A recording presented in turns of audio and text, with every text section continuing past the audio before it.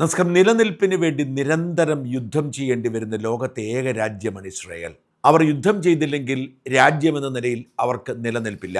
ചുറ്റിനും മുഴുവൻ ശത്രുക്കളാണ്. ഇറാൻ എന്ന രാജ്യം ചുറ്റുമുള്ള രാജ്യങ്ങൾക്ക് ആയുധം കൊടുത്ത് ആളുകൊടുത്ത് ഇസ്രായേൽ എന്ന രാജ്യത്തെ ഭൂമുഖത്തു നിന്ന് തുടച്ചു നീക്കാൻ ശ്രമിച്ചുകൊണ്ടിരിക്കുന്നു. ഫലസ്തീൻ എന്ന തർക്കരാജ്യത്തെ പകുത്തെടുത്തതുകൊണ്ട് തന്നെ അവിടുത്തെ ജനതയ്ക്ക് ഇസ്രായേലിനെ അംഗീകരിക്കാൻ കഴിയില്ല. അവിടെയുള്ളവർ ഹമാസ് എന്ന ഭീകര സംഘടനയുടെ തണലിൽ ഇസ്രായേലിനെ ആക്രമിച്ചുകൊണ്ടിരിക്കുന്നു. ഇറാന്റെ പിന്തുണയിൽ ഹിസ്ബുള്ളയും ഹൂത്തികളുമൊക്കെ ഇസ്രായേലിന് നേരെ നിരന്തരം ആക്രമണം അഴിച്ചുവിടുന്നു.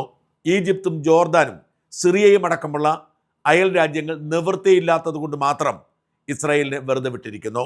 നിലനിൽപ്പിന് വേണ്ടിയുള്ള ഇസ്രായേലിൻ്റെ യുദ്ധം എന്നവസാനിക്കും എന്ന് ആർക്കും ഒരു നിശ്ചയവുമില്ല. ഇതൊക്കെയാണെങ്കിലും ഫലസ്തീൻ എന്ന രാജ്യത്തെ പകുത്തെടുത്തിരിക്കുന്നു എന്ന കുറ്റകൃത്യം എക്കാലത്തും ഇസ്രായേലിൻ്റെ മേലുണ്ട്.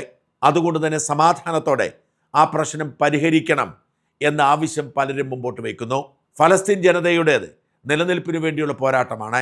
എന്നെങ്കിലും ഇസ്രായേൽ ഭൂമി തങ്ങളുടേതാകുമെന്ന് അവർ കരുതുന്നു.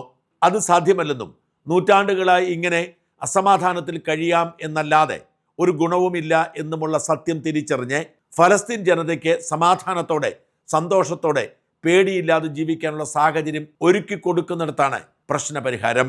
എന്നാൽ ഫലസ്തീൻ എന്ന വികാരം കത്തിച്ചു നിർത്തിയാൽ മാത്രമേ ലോകമെമ്പാടും പൊളിറ്റിക്കൽ ഇസ്ലാമിന് നിലനിൽപ്പുള്ളൂ എന്നതുകൊണ്ട് ആ ദേശത്തെ പാവപ്പെട്ട മനുഷ്യർ നിരന്തരമായി കൊല ചെയ്യപ്പെട്ടുകൊണ്ടിരിക്കുന്നു. 2023 ഒക്ടോബർ മാസം 7 ഹമാസ് ഭീകരവാദികൾ ഇസ്രായേലിൽ കടന്നു കയറി 1200 പേരെ കൊലപ്പെടുത്തുകയും 251 പേരെ തട്ടിക്കൊണ്ടുപോവുകയും ചെയ്തത് ഇസ്രായേലിന് നേരെയുള്ള ചരിത്ര വിജയമായി ലോകമെമ്പാടും ആഘോഷിച്ചപ്പോൾ ജീവൻ നഷ്ടപ്പെട്ടത് 73,000-ലധികം ഫലസ്തീനികൾക്കാണ്. അവർ കഴിഞ്ഞ 3 വർഷമായി സമാധാനത്തോടെ ഉറങ്ങിയിട്ടില്ല. അവിടെ പട്ടിണിയാണ്, രോഗമാണ്. ഈ പട്ടിണിയും രോഗവും മരണവും പൊളിറ്റിക്കൽ ഇസ്ലാമിന് ശക്തി പകരുന്നുണ്ടെങ്കിലും ആ ജനത വേദന അനുഭവിച്ചുകൊണ്ടിരിക്കുന്നു. അതിന് പരിഹാരമുണ്ടാക്കാൻ ആർക്കും കഴിയാത്ത സാഹചര്യത്തിലാണ് പൊതുവെ കുഴപ്പക്കാരൻ എന്നറിയപ്പെടുന്ന ട്രംപിൻ്റെ രംഗപ്രവേശം. ട്രംപ് തൻ്റെ കർക്കശമായ നിലപാട് വഴി ഇസ്രായേലിനെയും ഹമാസിനെയും അയൽ രാജ്യങ്ങളുമൊക്കെ വരുതിക്ക് നിർത്തി ഒരു പരിധിവരെ സമാധാനം പുനഃസ്ഥാപിച്ചു. എന്നാൽ ഈ സമാധാനം പൂർത്തിയാകണമെങ്കിൽ ഇറാനെ നിയന്ത്രിക്കണം എന്ന് ഇസ്രായേൽ കർക്കശമായി പറഞ്ഞപ്പോഴാണ് ട്രംപ് ആറ്റകൈ പ്രയോഗത്തിനിറങ്ങിയത്.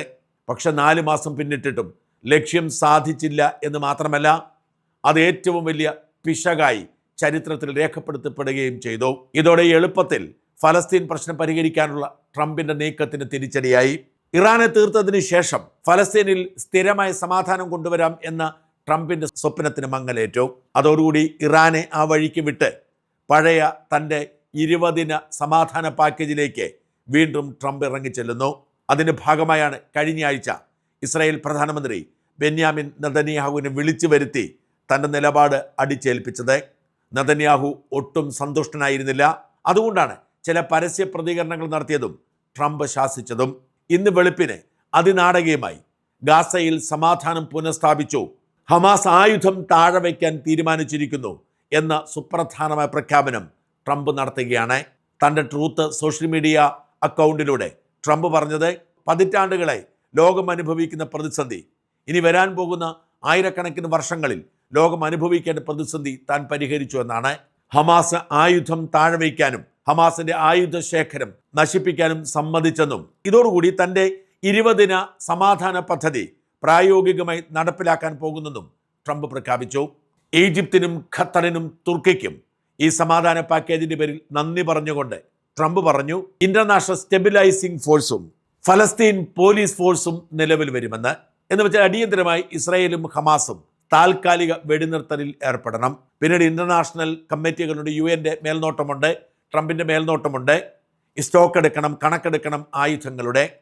ആയുധം മുഴുവൻ അവർ ഉപേക്ഷിക്കും. എന്നാൽ അത് ഇസ്രായേലിന് കൊടുക്കില്ല. ആയുധങ്ങൾ സ്റ്റോക്ക് എടുക്കാനും അവയുടെ ഭാവി തീരുമാനിക്കാനും അന്താരാഷ്ട്ര സമിതിക്ക് രൂപം കൊടുക്കും.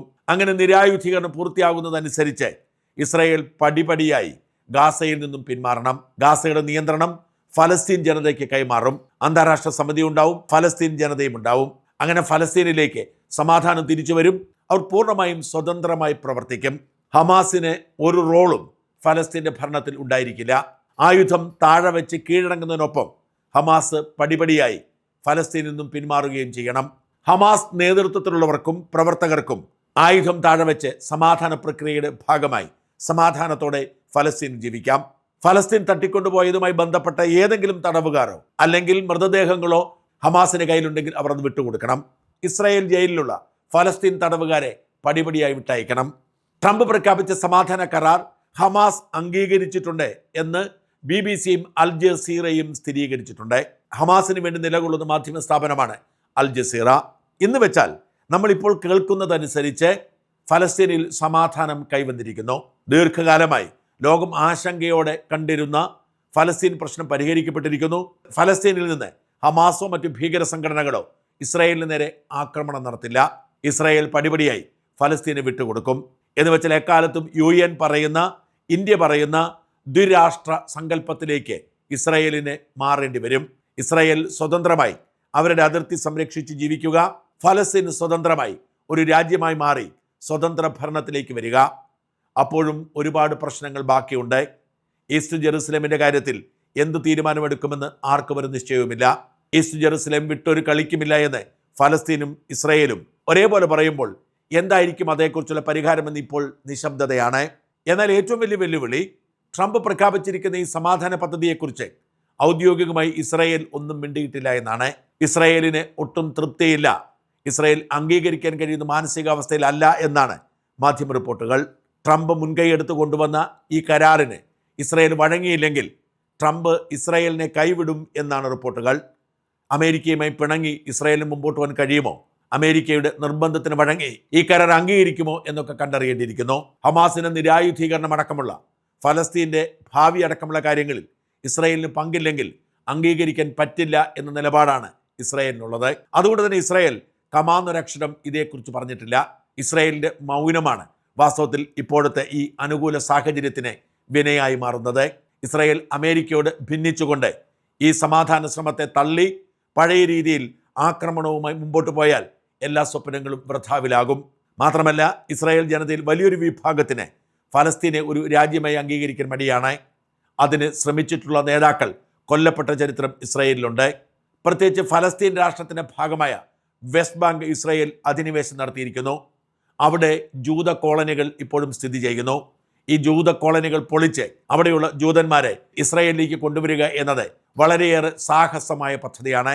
ഇത്തരം ഒരുപാട് പ്രതിസന്ധികൾ തുടരുന്നത് കൊണ്ട് തന്നെ ഈ സമാധാന ശ്രമത്തിൻ്റെ ഭാവിയെക്കുറിച്ച് ആശങ്ക ബാക്കിയാണ്. പക്ഷെ കേട്ടിടത്തോളം ഒരു താൽക്കാലിക പരിഹാരമെങ്കിലും ഉണ്ടായിരിക്കുന്നു. ഫലസ്തീൻ ജനതയ്ക്ക് വിമോചനമുണ്ടായിരിക്കുന്നു. ഇസ്രായേലിന് ഹമാസിൽ നിന്നുള്ള ആക്രമണമുണ്ടാകുമോ എന്ന ഭയം മാറിയിരിക്കുന്നു.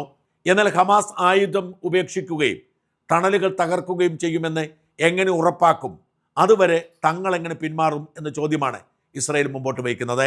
ഇതിന് ട്രംപ് പരിഹാരമുണ്ടാക്കുമെന്ന് കരുതാം. എന്തായാലും സമാധാനത്തിൻ്റെ വെള്ളിവെളിച്ചം ഫലസ്തീനിൽ നിന്നും ഉയരുന്നു എന്നത് ഫലസ്തീനെയും ഇസ്രായേലിനെയും സ്നേഹിക്കുന്നവർക്ക് പ്രതീക്ഷ നൽകുന്നതാണ്. ആ പ്രതീക്ഷ നിലനിൽക്കട്ടെ എന്ന് പ്രാർത്ഥിക്കാം.